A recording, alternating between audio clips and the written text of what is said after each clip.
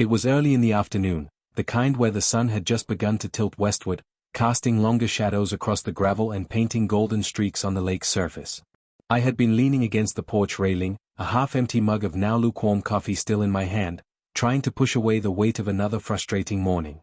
The soft rustle of wind through pine needles, once a sound I cherished, now only reminded me of how thin the peace had become. Each day seemed to add another layer of friction between me and this place I had dreamed of calling home. I was still trying to remind myself why I'd come here in the first place. For silence. For simplicity. For the promise of being left alone. But in the span of just 2 weeks, that dream had frayed at the edges like an old blueprint exposed to too much sun and rain. I wasn't in the city anymore, but the bureaucracy had followed me like some kind of cursed shadow. And then, the unmistakable sound of footsteps on gravel. Deliberate. Rhythmic. Not the tentative steps of a neighbor bringing pie or curiosity, but the sharp, assertive strike of heels that had never known mud or uneven earth. My eyes lifted from the lake, and there she was again, Ethel Peabody, marching up the drive like she owned the ground she walked on. This time, though, she wasn't alone. 2 figures followed close behind her, flanking her like a pair of cold satellites. They weren't from around here, that much was obvious. Younger, early 30s maybe, with identical neutral expressions that didn't so much as flicker at the scenery or the cabin or me. They were dressed in dark, practical clothing, not uniforms, not suits, but something in between, like what you'd expect from corporate security trying not to look like corporate security. One of them wore a vest with something that looked suspiciously like a body camera clipped to the front. The other stood so still that for a moment I wondered if he was even breathing. Ethel, as always, was immaculate. Her slate-gray power suit looked freshly pressed, her shoes polished to a mirror sheen. Her hair, tight, styled, and unmoved by the breeze, was as much armor as her voice. And that voice, silken, cloyingly pleasant, the kind that always reminded me of perfume too strong, cut through the quiet like a blade sheathed in velvet. "Good afternoon, Mr. Miller," she called out, her tone syrupy sweet, like an artificial smile stretched over something brittle. She stopped just shy of the steps, her companions halting in perfect sync behind her, as if choreographed. I said nothing. Just straightened up and placed my mug on the railing, keeping my eyes locked on her. I didn't need to ask why she was here. I already knew. More of the same. More nonsense dressed up as regulation. But there was a sharpness in her posture this time, an edge to her grin that made my gut tighten. "I trust you've been making the necessary adjustments we discussed," she asked, her eyes scanning the porch, the fresh paint on the cabin, the newly arranged firewood. It was like she was inspecting a battlefield after a skirmish. I met her gaze squarely. "I've complied with your absurd demands. Boat moved. Cabin repainted. Firewood rest tacked to your apparently sacred geometry. I'm still waiting for a citation on the pitch of my roof." Her smile faltered just slightly at the sarcasm. "There's no need to be flippant, Mr. Miller. We're simply trying to maintain the integrity and aesthetic cohesion of the community." "The community," I repeated, taking a slow step forward, "that I was told I wasn't part of when I bought private land." One of the men shifted slightly, his fingers twitching near a device on his belt, something that looked like a scanner or a data pad. The one with the body cam said nothing, but I could feel his lens focusing. Ethel exhaled lightly through her nose. "This entire lakefront, regardless of deed segmentation, falls under the umbrella of shared environmental impact management. That includes structures, view lines, dock access, and of course, decorum." "Decorum?" I repeated, incredulous. "You mean my porch chairs don't match your seasonal palette?" Her lips thinned, and the smile dropped altogether. "You're being deliberately combative. And you're avoiding the question," I said, my voice firmer now. "I've asked for legal documentation, actual, notarized proof, that your so-called HOA has any binding authority over this plot. Not once have I received it." "I assure you," she said, her voice hardening under the sheen of civility, "those documents exist." "I'm sure they do," I replied. "In the same way unicorns exist. Somewhere. On paper." Behind her, the silent man stepped forward, pulled a thin black folder from under his arm, and extended it to me. Ethel turned to him in surprise, but quickly recovered. I took the folder and opened it slowly, flipping through the contents. At first glance, it looked official enough. Maps, parcel overlays, citations, even a few signatures. But as someone who'd spent 30 years uncovering fraudulent invoices and ghost contracts in city construction, I could spot a forgery before I finished the first cup of coffee. "These boundary lines," I said, tapping the second page, were redrawn less than a year ago. The ink is barely dry. And the original markers on my deed don't match your adjusted map. Ethel's face didn't move, but something flickered in her eyes. Something that looked like worry. Adjustments are made periodically for compliance, she said smoothly. No, I replied. They're made to push people like me off land they thought was out of your reach. The man with the body cam took a step closer, and for the first time, I felt something that wasn't quite fear, but close. A flicker of old instincts telling me I was no longer dealing with overzealous neighbors. These weren't HOA volunteers. They were enforcers. I think we're done here, I said, closing the folder and holding it out. Neither of them reached for it, so I set it on the porch rail beside my mug. Ethel looked like she wanted to say something else.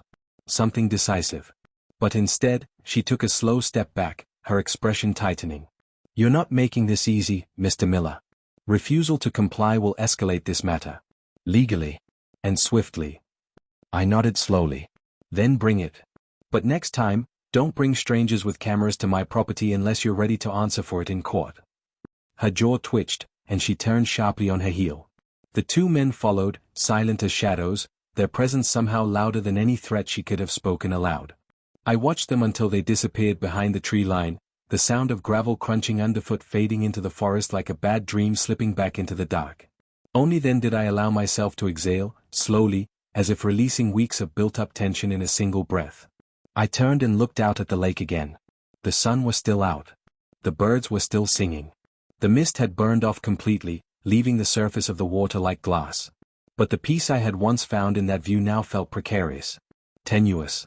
As though I were looking at it through a window that someone could shatter at any moment. This wasn't just about a boat. Or a paint color. Or some trumped-up HOA bylaws. Something else was happening here. Something deeper.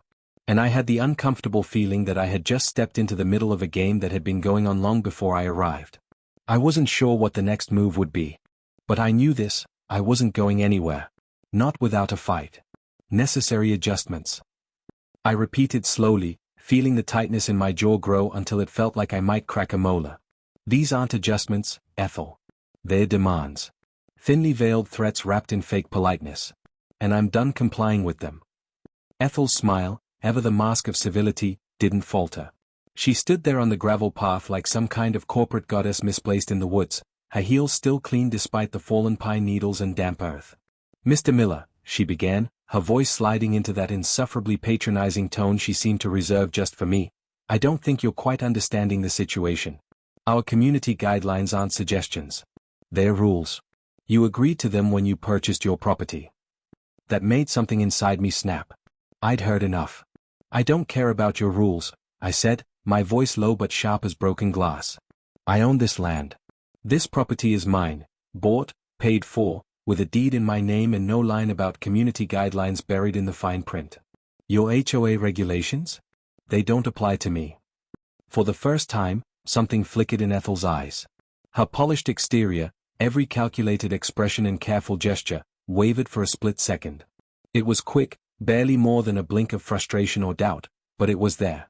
She caught herself quickly, though, and that same plastic smile returned to her lips like a reflex. You're mistaken, she said, and now her voice was cooler, harder, tinged with something closer to a warning. Your property is part of our community.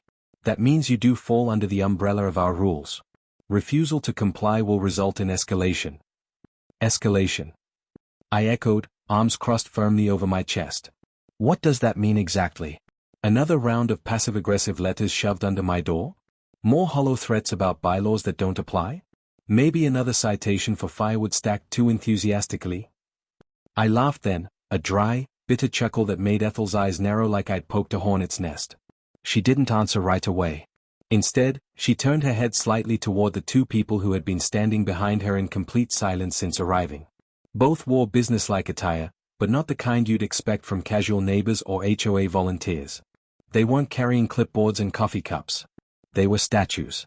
One of them, a tall, dark-haired man with a clipboard in one hand and the other resting near what looked like a device clipped to his belt, stepped forward with mechanical precision. His expression was unreadable, sterile, like someone who had long since detached himself from the consequences of his actions. This is Steve, Ethel said, nodding toward the man without turning her eyes away from mine. He's here to ensure that everything is properly documented for our legal team. He'll be filing a report regarding your non-compliance. And her? I asked, motioning toward the second figure, a woman standing to the side, arms crossed, dressed in a charcoal blazer and slacks, perfectly manicured nails, not a speck of dust on her polished black shoes. Her face was so neutral it was almost unnerving. No emotion, no recognition, just presence. That's Karen, Ethel replied smoothly, her tone clipped and formal now. She's overseeing this matter to ensure it's handled properly. Handled properly, I repeated, my voice rising. You talk like this is some kind of real estate acquisition, not my home. I'm not a squatter. I'm not some intern you can intimidate into submission, Ethel. This isn't your boardroom, and I'm not part of your kingdom. Ethel's composure cracked again, this time longer. Her lips tightened, and the practiced warmth evaporated completely. You're making a mistake, she said coldly, no hint of civility left in her voice. This isn't just about you, Mr. Miller. This is about the community. And I will do whatever it takes to protect it. Protect it. The words echoed in my mind like a warning bell. Not maintain or preserve. Protect. Like I was a threat. Like I had stumbled into something far larger than I realized. I stood firm, but inside I could feel the pulse in my neck thudding like war drums. This wasn't a neighborly spat anymore. It was something else, something calculated, organized. A hostile campaign. And Ethel, whatever she claimed to be, wasn't acting like a concerned neighbor. She was moving like a chess master. Without another word, she turned on her heel, her shoes clicking like gunshots against the stones, and motioned for her two silent sentinels to follow. As she disappeared back down the driveway, she tossed a final comment over her shoulder. We'll be in touch. They were. Every day. The next morning, another violation notice was shoved into my doorframe. Then another. And another. Each more absurd than the last. The color of my newly painted shutters clashed with community tones. My solar panels created unwanted glare. My porch light was incompatible with approved lighting standards. One even claimed my lawn chair was an eyesore from the water. I spent hours painting, repositioning, removing things that had been perfectly fine just days earlier. I barely slept. I began keeping a flashlight by my bed, and my boots by the door. I wasn't afraid. Not exactly. But the sense of being watched, being hunted, had begun to seep into my bones. One evening, I sat alone at my kitchen table, sorting through a pile of printed notices and HOA letters that had accumulated in just under 2 weeks. My fingers trembled slightly as I picked up the most recent one, a formal accusation of trespassing. On my own land. Apparently, my dock, installed by the previous owner and untouched by me, was now considered a public obstruction. The HOA claimed it extended into shared lake access space, and was therefore a violation. I stared at the notice in disbelief, my mind spinning. They weren't just nitpicking. They were circling. Isolating me. Building a paper wall around my cabin until it looked like I didn't belong here. I leaned back in my chair and stared at the ceiling. Why was Ethel pushing so hard? What exactly did she want? Power? Control? Or was it something else? Some hidden motive lurking beneath her curated appearance? The answer came days later. It was just past 8 p.m. when I saw the car. Unfamiliar. Unmarked. Parked far enough down the road that it almost blended with the shadows, but something about it made my skin crawl. It was too still. Too clean. I watched it for nearly an hour, my pulse climbing with every passing minute. Later that night, I moved to the study and tried to calm my mind. But as I stared out the window into the woods behind the cabin, I saw something that turned my blood cold. Movement. Not animal. Not wind. A figure. I grabbed my flashlight and stepped onto the porch, listening. The silence was thick. Then I saw her, Ethel, standing just beyond the tree line with her phone glowing in one hand and a clipboard in the other. She wasn't speaking. Just typing. Watching. Measuring. Like a queen bee dispatching her workers from the safety of her hive. What the hell was she doing out here at night? I didn't confront her. I just watched. And it wasn't the last time.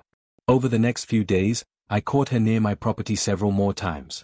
Measuring dock distances. Taking photographs.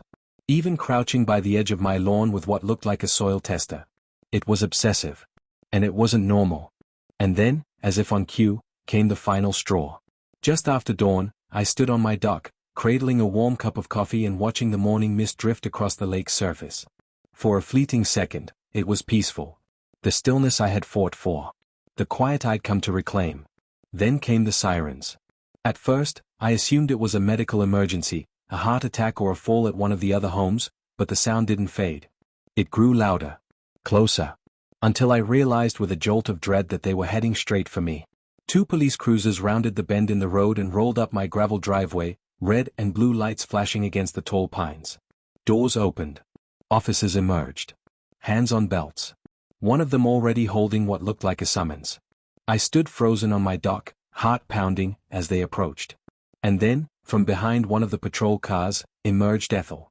Her arms were crossed, her expression unreadable, but her eyes, they sparkled with a satisfaction that made my skin crawl. She had orchestrated this moment. She wanted it. And now, she was savoring it. One of the officers called out, "Are you David Miller?" I nodded slowly, not trusting my voice. The only thing I could think as I stared at Ethel's victorious grin was, "What the hell have I walked into?" The first officer asked as I stood up from my dock chair, coffee mug still in hand like it was a shield against the absurdity of what was unfolding before me. The ceramic was warm against my palm, a quiet anchor in the midst of a moment that was anything but ordinary. I nodded, barely able to process what I was hearing. My heart had begun to thud in that strange, off-rhythm way it sometimes did when something was very wrong. The officer's tone was flat, professional, the sort of neutral voice that cops used when delivering bad news. It made everything sound mundane, even when it was life-altering.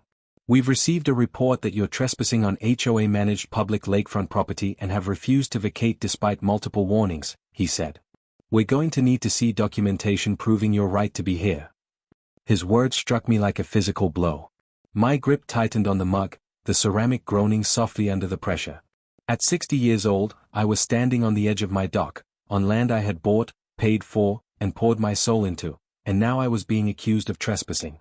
On my own property. I looked around, half expecting this to be some kind of elaborate prank. But no, there were 2 officers here, both armed, both serious. I could see the flicker of body cams blinking quietly beneath their jackets. I felt the humiliation burn through me, mingling with disbelief and a creeping sense of dread.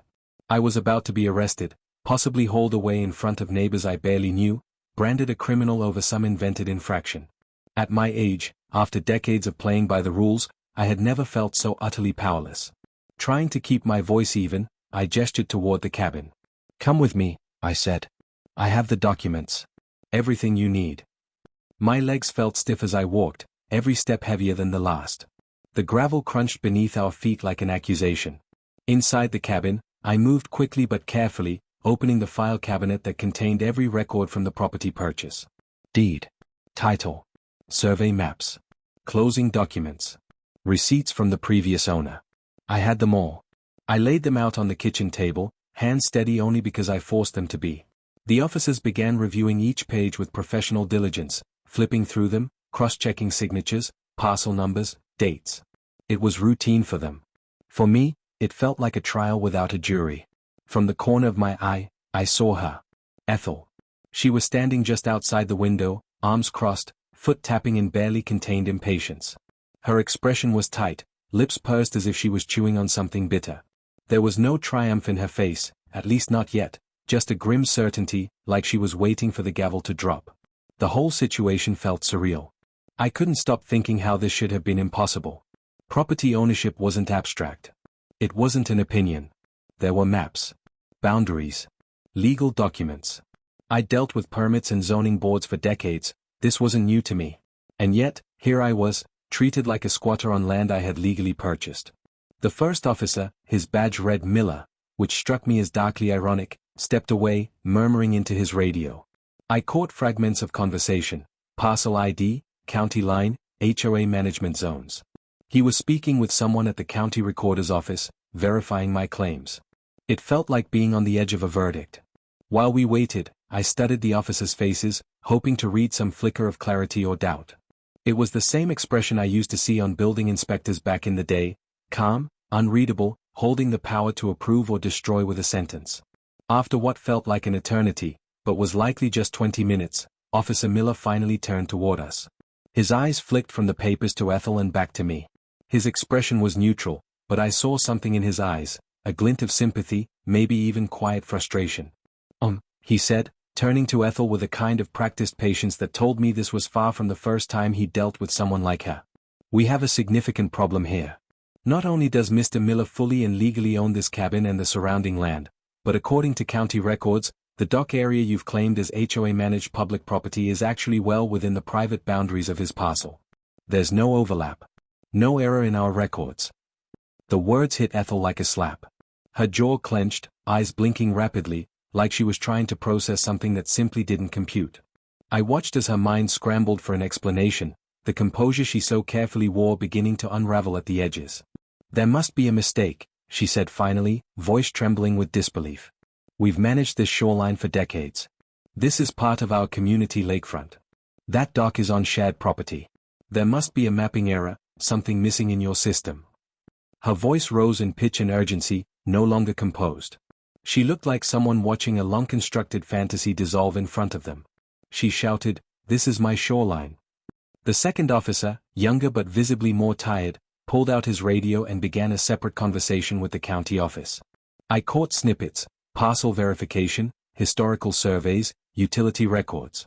Ethel, meanwhile, paced in tight circles, making frantic calls on her phone. I heard phrases like "our legal team," and "the board needs to be informed." But she was unraveling. Every word reeked of panic. When the second officer ended his call, he turned to Ethel with a heavy sigh. He said slowly, "You need to understand that false 911 reports are a serious offense. This could lead to criminal charges. We'll need to file a report regarding this incident." That hit her like a second blow. Her face went pale, lips parting as if to argue, but no sound came out. She took a step back. Then another.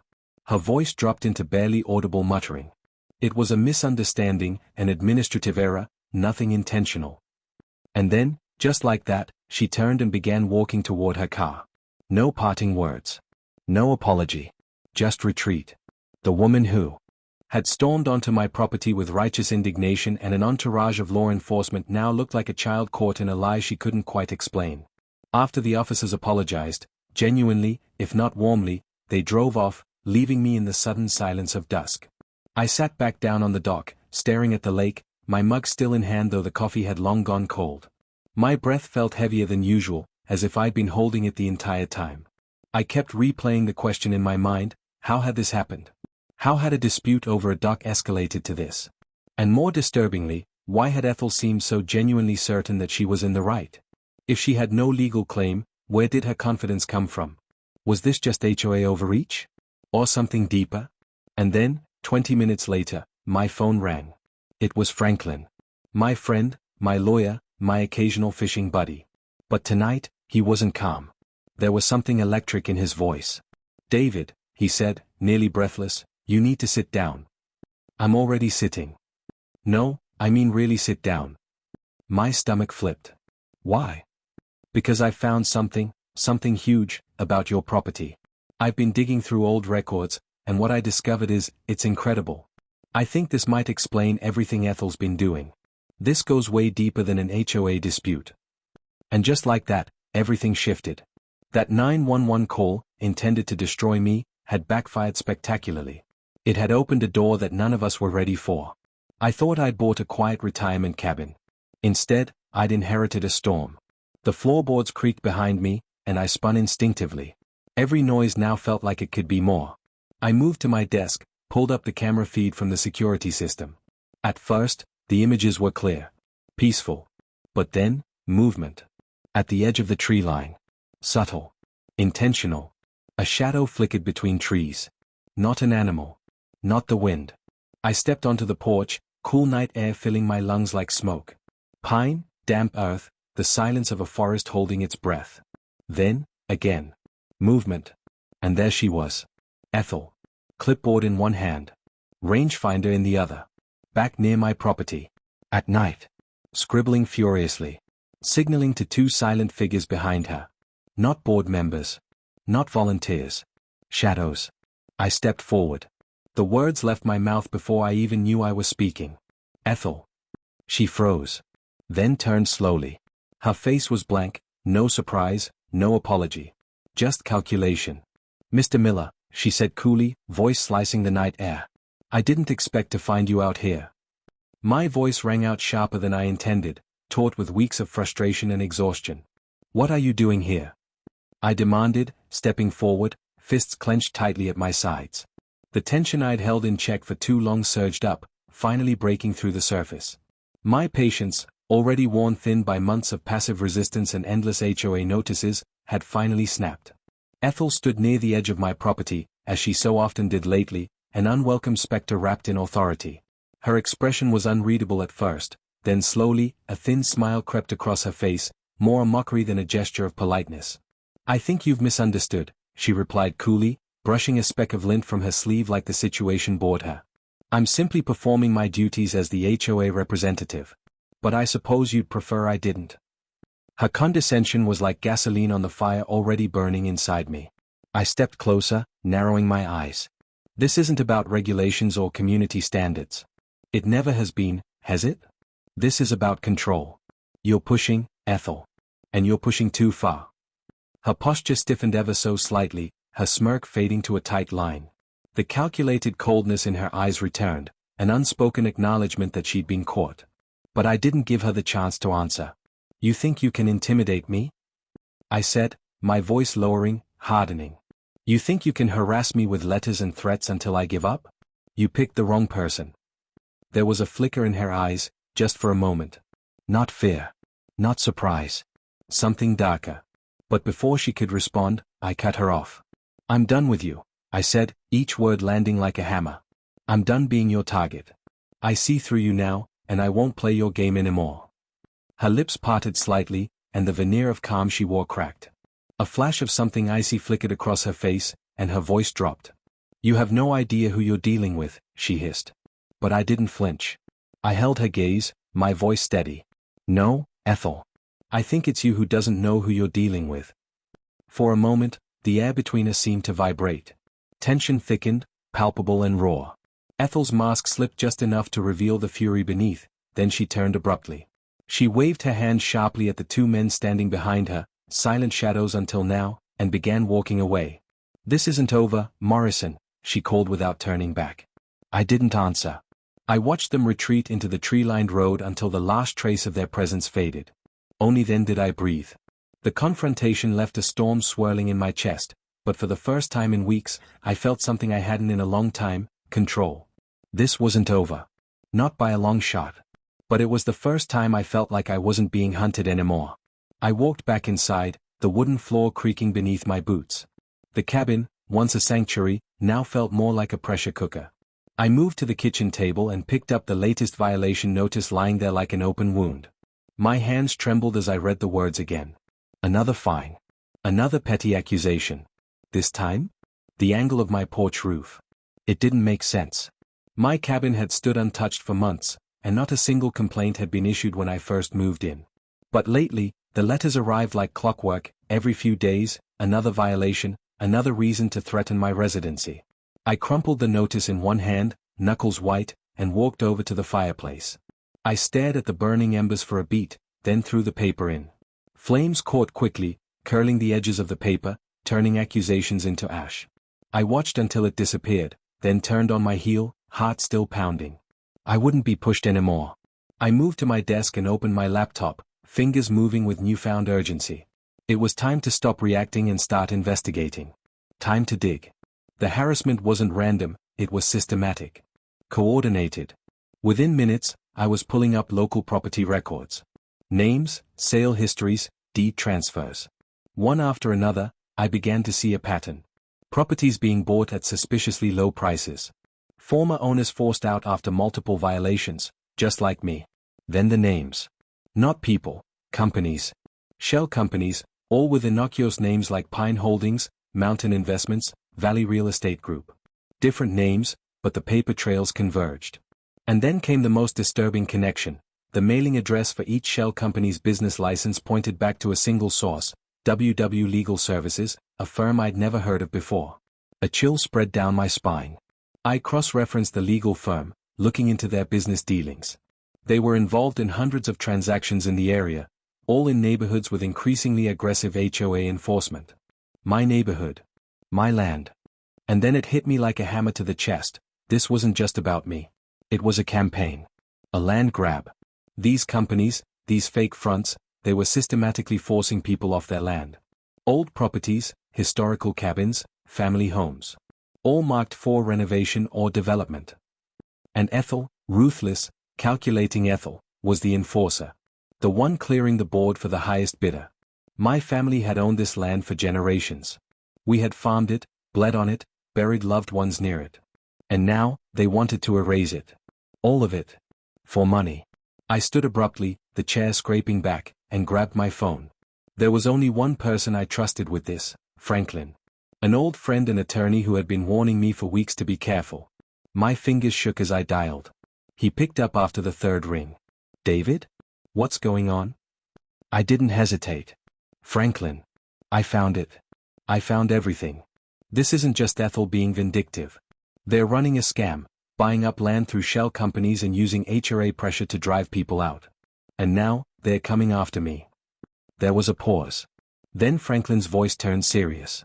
You were right to be suspicious. I had a bad feeling about this from the start. We need to act fast before they bury you in paperwork, or worse. I began pacing, adrenaline spiking again. It's bigger than I thought, Franklin. It's organized. And Ethel's at the center of it. That night, the forest was silent outside. Even the birds were still, as if the whole world was holding its breath. I sat at my desk again, documents spread before me like puzzle pieces. My head throbbed, and just as I was about to shut the laptop down for the night, a new email popped up. Subject: You've been warned. My pulse quickened. I clicked it open. We know who you are, David. We know what you've been hiding. If you don't leave the land willingly, we'll make sure your past comes to light. Your father's debt. Your failed business. Your therapy sessions. You think the court won't care? Think again. Leave now or we'll expose it all. For a second, my heart stopped. They knew. They had reached deep into my life, into parts of me I had locked away long ago. My father's bankruptcy. The business that tanked after the market crash. The therapy sessions I thought were private. They knew everything. Every file, every weakness. At first, I felt vulnerable. Naked. But then came the fury. They weren't just trying to steal my land now. They were trying to destroy me. My past, my credibility, everything I tried to rebuild. They crossed a line. I slammed the laptop shut and called Franklin again. They're blackmailing me, I said the moment he answered. They're threatening to expose everything. My father, my business, even my medical history. That's illegal, he responded sharply. Now it's not just property theft. This is criminal. We're going after them, David. All of them. I nodded slowly, feeling something new building inside me. Not fear. Not even anger anymore. Purpose. I wasn't going to run. I wasn't going to back down. They wanted a war? They were going to get one. 20 minutes after I'd finally let the tension in my shoulders ease, my phone rang, and everything changed. I remember staring at the screen for a second before answering, feeling that strange flutter in my chest, the kind you get when you know something big is coming. It was Franklin. His name lit up my phone like a flare in the night. The moment I answered, I could hear it in his voice, something between disbelief and adrenaline. I hadn't even said hello when he jumped in. David, he said breathlessly. I'm not kidding. You need to sit down. This changes everything. The seriousness in his tone made my stomach twist. My heart was racing before he even got the next sentence out. I've discovered something absolutely incredible about your property, he continued. You seriously need to sit down before I tell you this, because what I found is going to blow your mind. I sat slowly, almost dazed. The air felt thick, like the moment before a summer storm. I hadn't been able to shake the feeling that the 911 call that started this whole ordeal, what was supposed to ruin me, had, in some strange way, opened a door. A door I hadn't been emotionally ready to walk through. But now it was open. And there was no turning back. With a surge of purpose, I moved to my desk and opened my laptop. My hands moved with more certainty than I felt, pulling up folders, notes, old PDFs. The investigation into the HOA's shady dealings wasn't going to stop here, not now. I was tired of being passive, of playing nice, of waiting for someone else to fix it. That 911 call may have been intended to destroy me, but it had lit a fire inside me. I had no interest in being anyone's target anymore. As I began scanning through county records, tax filings, and historical property data, a disturbing pattern began to form before my eyes. Properties in the surrounding area had been bought and sold rapidly over the last few years, many at prices far below market value. And the buyers weren't individuals. They were LLCs with sterile, forgettable names like Pine Holdings, Valley Real Estate Group, Mountain Investments. Each name a mask. A smokescreen. A shield for whoever was really behind them. But the deeper I dug, the clearer it became, these weren't random investments. They were part of a coordinated land grab. And my property? It was sitting right in the middle of it. Not just physically, but symbolically too. The land had once belonged to my family. Generations of hard work, sweat, and memory buried in its soil. And someone wanted it. Desperately. Cross-referencing the property deeds with the business registrations, one name kept coming up, WW Legal Services. A quiet, behind-the-scenes law firm that seemed to be involved in nearly every suspicious land transaction in the area. I'd never heard of them before, but they were everywhere now. The name might as well have been stamped on my front door. My spine prickled. This wasn't just about my boat, or my cabin, or some petty HA fine. This was something else entirely. A land war masquerading as community enforcement. A hostile takeover executed not with bulldozers, but with paperwork, intimidation, and legal traps. The HOA, it turned out, wasn't acting alone. They were the front line. The smiling neighbor who handed you a violation notice with a handshake and a passive-aggressive grin. But behind them? There were sharks. And Ethel Peabody, ruthless, calculating Ethel, was right at the center of it. She had used her position on the HOA board like a weapon. Fines, citations, threats. All calculated, all targeted. People thought it was about paint color and fence height, but no, it was about control. It was about pushing the right people out, breaking their spirit, until the land went up for sale at a fair price. And someone, hidden behind a shell company, would swoop in and buy it. I leaned back in my chair, rubbing my temples. The weight of it all pressed down on me. This wasn't just a neighborhood dispute. This was a conspiracy, years in the making. I'd stepped into a game that had been playing long before I even bought the cabin. And now that I'd started pulling at the threads, the whole thing was unraveling. I grabbed my phone and called Franklin. My fingers trembled slightly as I dialed. I needed someone to help me make sense of what I was seeing. I needed confirmation that I wasn't losing my mind. That night, I barely slept. The next morning, I walked into the conference room like a man heading to war. The cold air hit me like a slap, and I scanned the room quickly. Ethel was already there, seated at the far end of the long table. Her posture was stiff, overly upright. She exuded confidence, but I could see the cracks. Her jaw was clenched. Her hands gripped the edge of the table just a little too tightly. Franklin sat beside me, his face unreadable, calm as a surgeon before the first cut. He had spent all night preparing. We both had. This was it, the showdown we knew was coming. Ethel's lawyer spoke first. He was smooth, rehearsed, the kind of man who could sell you an umbrella in a drought. He outlined a list of alleged violations: paint colors, the angle of my boat dock, foliage that encroached too far over my neighbor's invisible line. I'd heard it all before, but now it was being laid out in the cold, clinical language of law. It felt like being dissected.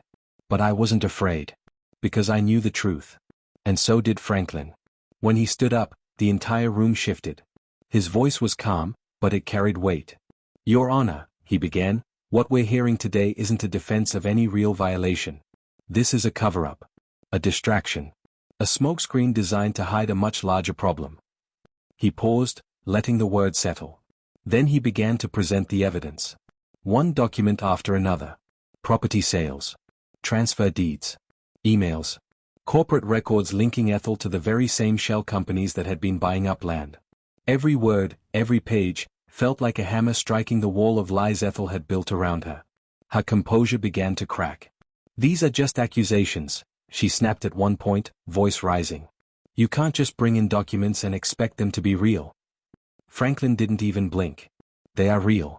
And they show a clear pattern of misconduct. We're not dealing with community guidelines here. We're dealing with fraud, with coercion, with abuse of power." The silence that followed was deafening. Even Ethel's own attorney looked uncertain. She stood, visibly rattled, and left the room without a word. But before she exited, she paused at the doorway, to straighten the HOA sign. It was a small gesture, but it felt like she was trying to reassert control. Like a general marking the battlefield, even in retreat.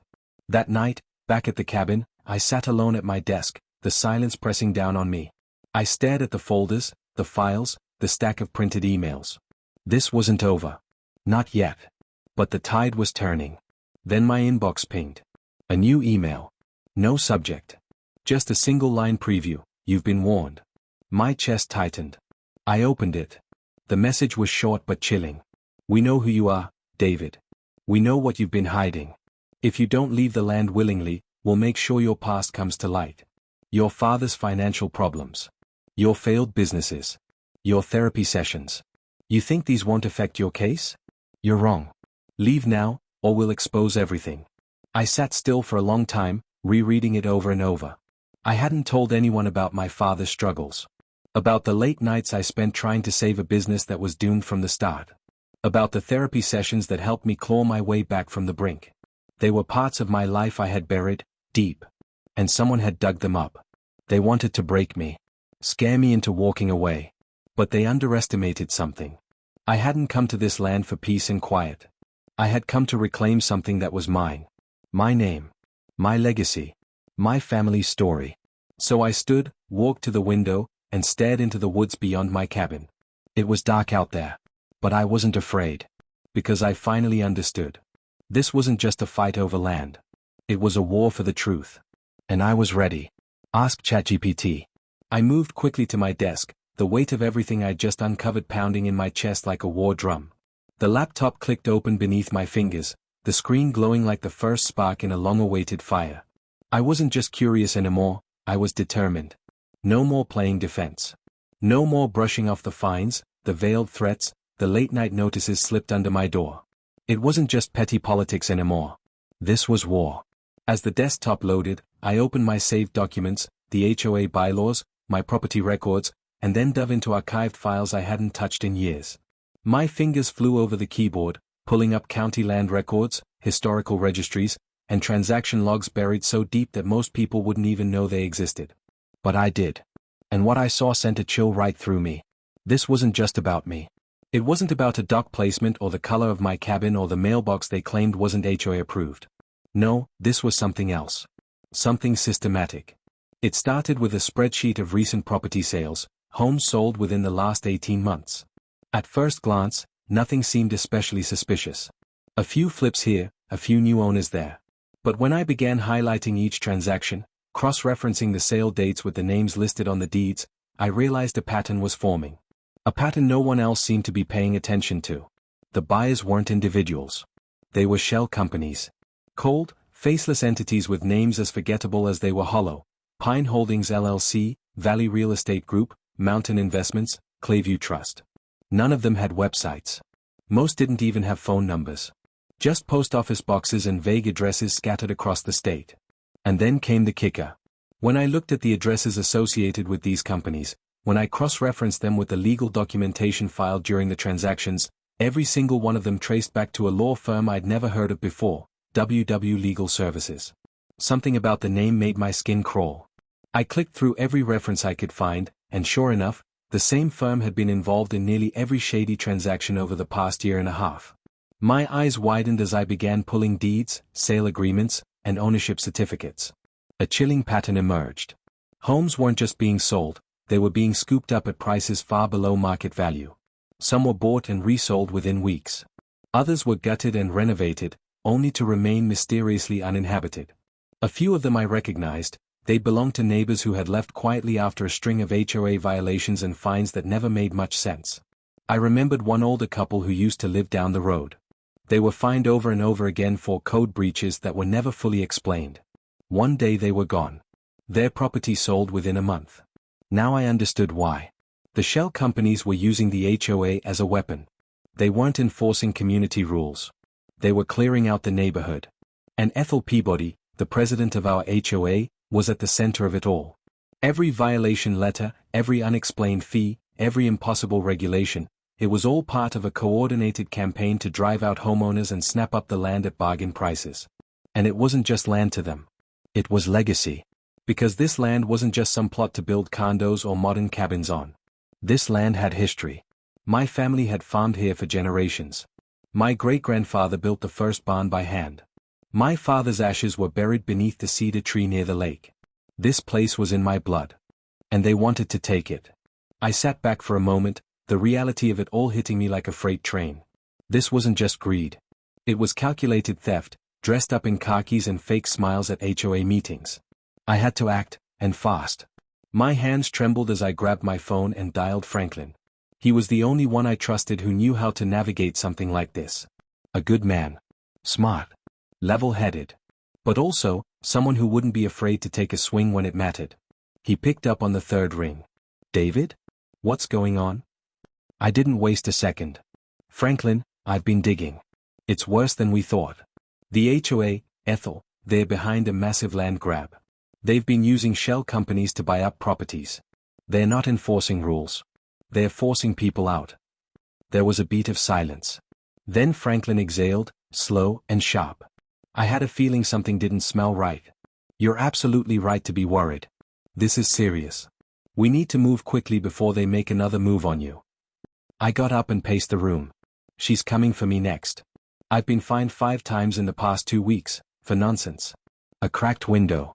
An overgrown bush. Now she's citing me for the paint on my porch. And all the while, more neighbors are vanishing. We have to bring this to light. Start collecting everything, Franklin said firmly. Every document. Every notice. Every email. And we'll need testimony from others, too, people you know who've been harassed the same way. We're not going to let her bury you under paperwork and lies. That night, I barely slept. I pored over documents until my eyes burned. Spreadsheet after spreadsheet, tab after tab. The numbers didn't scream. They whispered. Quiet, careful whispers. But they were all telling the same story. And I was going to make the world listen. Finally, the day of the court hearing arrived. I stood outside the courthouse, heart pounding, my breath fogging in the early morning chill. This was it, the culmination of weeks of research, months of harassment, and years of watching my family's legacy slowly slip away. Inside, the courtroom was stark and silent. The fluorescent lights buzzed above me, casting a cold pallor over everything. I glanced across the aisle. Ethel sat there, her pristine suit sharp as ever, her posture rigid. But her eyes, those usually cold, calculating eyes, held something new now. Worry.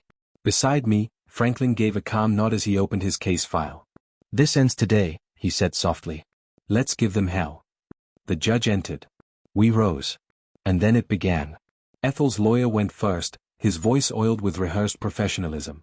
He rattled off a list of my violations, painting me as a rebellious homeowner refusing to follow community guidelines. Dock placement. Paint color. Lawn height. Even a supposed noise complaint from a non-existent neighbor. It was absurd. And it didn't matter. Because then Franklin stood. He didn't shout. He didn't dramatize. He simply spoke, with quiet force and undeniable truth. Your Honor, he began, this case is not about aesthetics. It's not about neighborhood harmony. This is about power, manipulation, and the unlawful use of a governing body to rob someone of their home. With methodical precision, he unveiled everything. The shell companies, the land sales, the role of WW Legal Services.